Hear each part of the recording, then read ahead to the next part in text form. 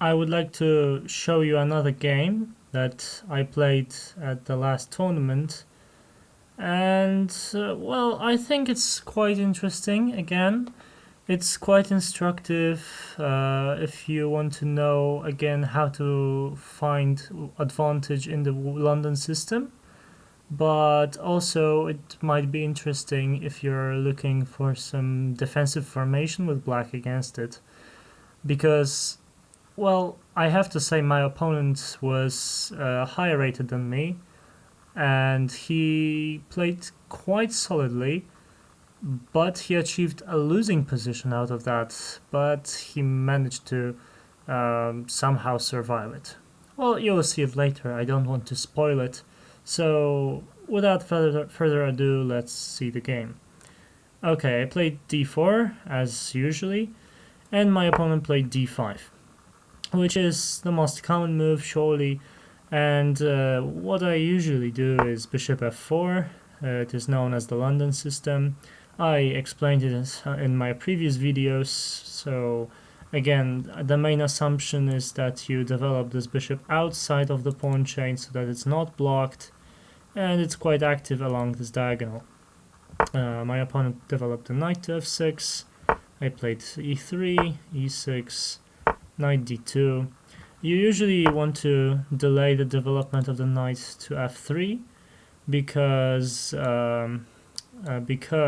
in some lines, if you play knight f3, your opponent in some lines might go knight h5 and attack your bishop. I don't say it's good in this line, because in here you would actually be able to go bishop g5, but you get the idea that, well, if I play knight d2, this variation is not possible because the queen guards the square. So of course he didn't play that, and developed another piece with bishop to e7, and only now did I develop my knight to f3. Now I know that this square will not be controlled by the bishop, so the knight will be stronger if it comes there. My opponent played knight bd7, bishop d3. It's a good spot for the bishop. It's attacking h7 and it's not blocked by its own pawns. My opponent played c5, which is, as I say in every London system video, a move that you always have to watch out for, because now my opponent is threatening to go c4 with an attack on the bishop, forcing it to move back. And he's also might be having ideas with queen b6, attacking b2, which is undefended. And that is why I played pawn to c3, so that if he plays queen to b6, I can go queen b3. Well, not in this case, maybe, but usually this is possible. Here it would be somewhat forked, but after these exchanges I can save the bishop, and I stand quite solidly. I don't say it's like outstanding position, but it's acceptable. And also this idea of c4 is not a problem, because I can retreat my bishop back to c2 and still remain in active position. That's why after c3 that's why after c5 I played c3, and my opponent decided just to castle. And here I played pawn to h4, which is a crucial move in this game, I think. It's setting up a very dangerous attack, so my idea might be to one day go knight e5 and maybe push the pawn up to h5, or even push g4 and g5 and relaunch all of my pieces towards my opponent's king. And here, well, I guess that the most common move is something like c4 or maybe b6, to which you just reply with knight e5. But my opponent played a move that I have never seen before. He played knight to e8, which I find pretty passive, and at first I thought, am I not winning this? Because there is this idea of bishop takes h7, the Greek gift, after which the king takes on h7, knight comes to g5 with a check. Now, of course, the king cannot retreat because of queen to h5, but unfortunately there is again this knight to f6, both attacking the queen and defending the mate against the mate. So unfortunately I'm not able to win this game in that sort of fashion, although at first it appears so. That's why I just played knight to g5, attacking h7, which is now really in danger, and my opponent moved knight df6. So again, he just like, it's like he moved this knight from d7 to e8 because the knight is still on f6. So you see what I mean, it's quite passive.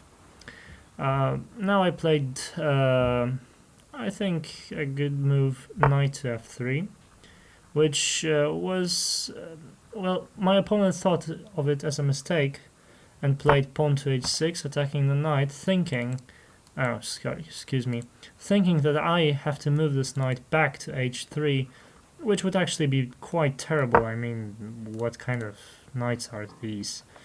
But I simply didn't do that and played a so-called fishing pole trap and played knight e5, leaving my knight hanging on g5. But obviously, it's not possible for black to take it. If he does, then he is actually losing, because after h takes g5, not only am I attacking his knight, but I'm also opening up this rook, and the engine gives something around +7 or +8, and suggests the move g6 as the best. So just giving back the piece immediately, so you understand that this is really not the way to go. Of course, my opponent didn't take on g5, and instead he played e takes d4, which is usually a good move in this sort of situation where you get attacked. It's good to exchange pawns in the center so that maybe this bishop is undefended and might be exposed to some tactics.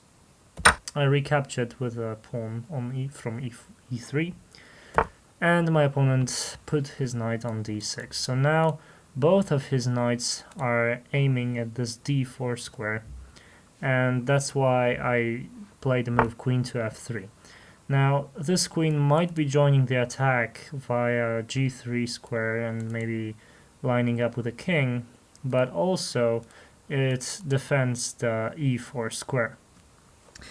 And well, what my opponent here should have played knight to c4 or bishop d7, simply developing his pieces. But he completely panicked. He was so afraid of this structure. Like, you see so many pieces attacking his king. Also, you might include these two, so really. And he played knight to e4, giving up a pawn but stopping my attack, forcing a number of exchanges. Actually, my engine says that g4 was the best move, because now not only are you threatening to win a pawn, but you're also continuing the attack. But of course, oh, excuse me, I'm not an engine, and I played the human move knight takes knight. Simply, after all this sequence, I'm winning a pawn and have a completely winning position. However, you know, it's not so easy. It's not so easy in chess.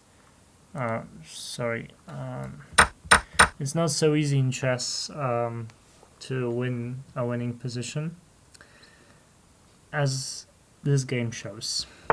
My opponent played a5, which it's at first it seemed quite bad to me. Why would you play a5 and so on? But it's actually not a bad move. It prevents all of the b4 ideas. Also, if b3 is played, he might sometimes have an idea of a4 challenging my pawn on b3, so it's not a bad move.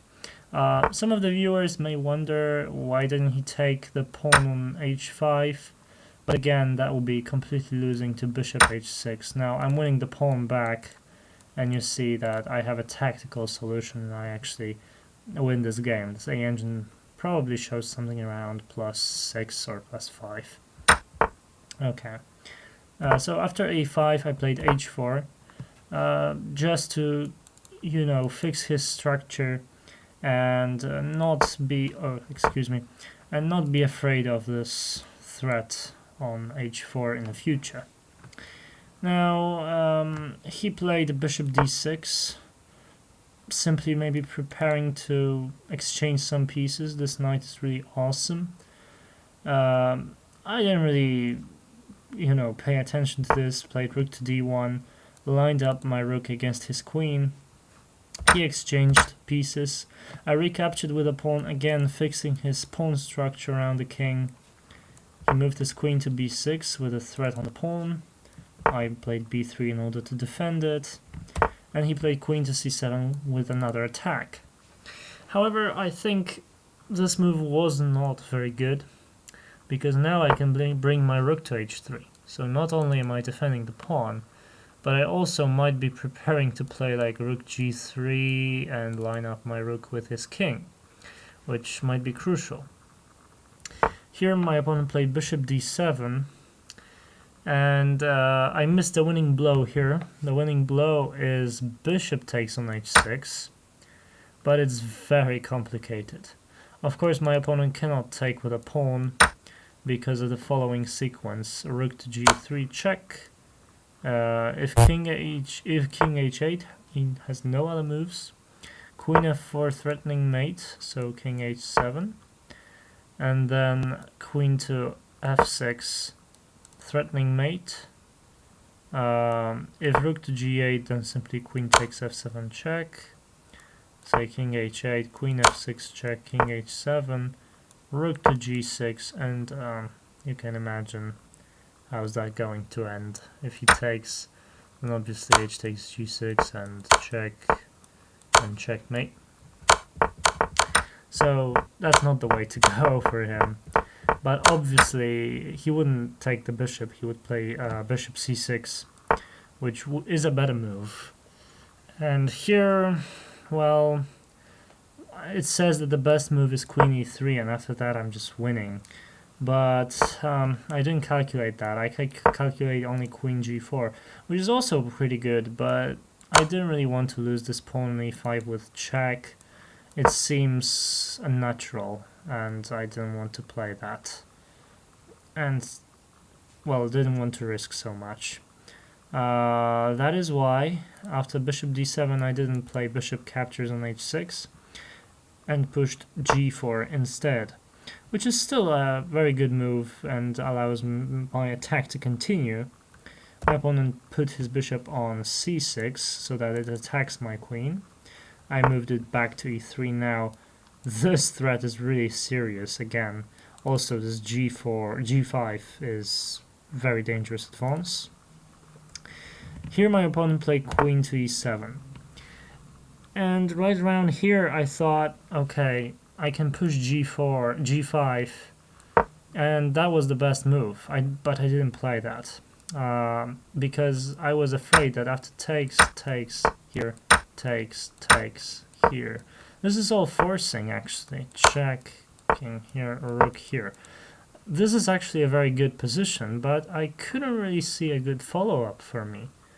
I mean, okay, all of his pieces are tied down, but these two pawns seem actually to be quite strong, and my king is sort of exposed, and I was afraid of that and didn't really go into that position. Although it is winning, my engine shows over +3 for white, so really an outstanding advantage.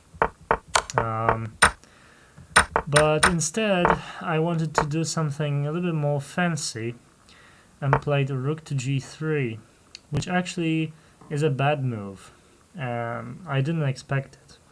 I saw queen to h4, but I thought that I could play rook to h3 then, and then my opponent has to go back to e7.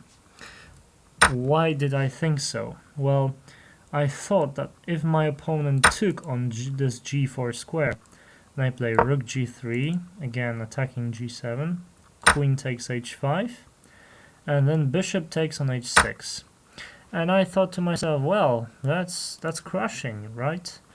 And the only thing he can do is queen h1, king e2, and now I really thought the only move for him was maybe bishop to f3, which is a blunder, which is actually a very nice trap, because I play queen takes bishop, and it seems that after queen takes bishop, he's up some material.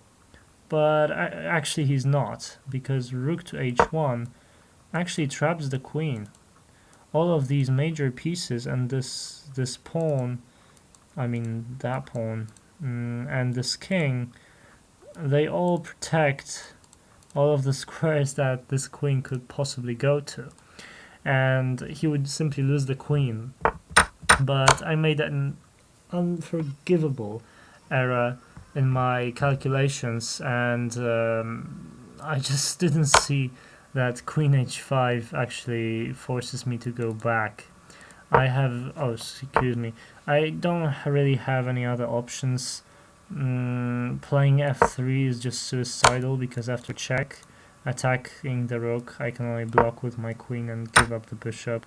Now there's no more this tactic, the rook would be unprotected on h1. So, and then going anywhere else really doesn't help. I cannot go here because I get checked and checkmated very soon.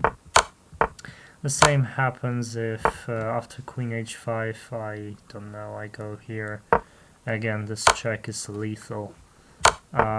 So the game ends with a repetition of moves after queen h5 again, king e1, and I drew this game.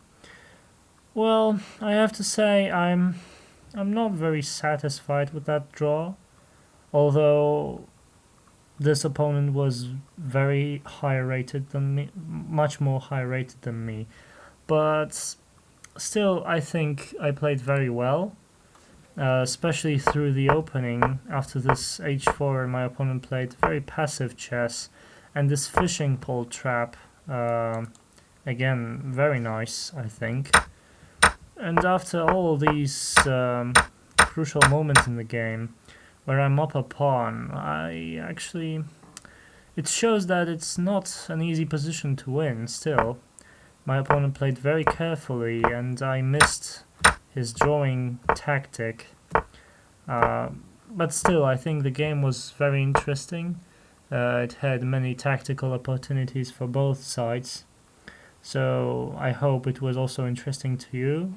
Maybe you would like to share your thoughts about it in the comment section below. And well, I think that's all. I hope you got something out of it. Bye.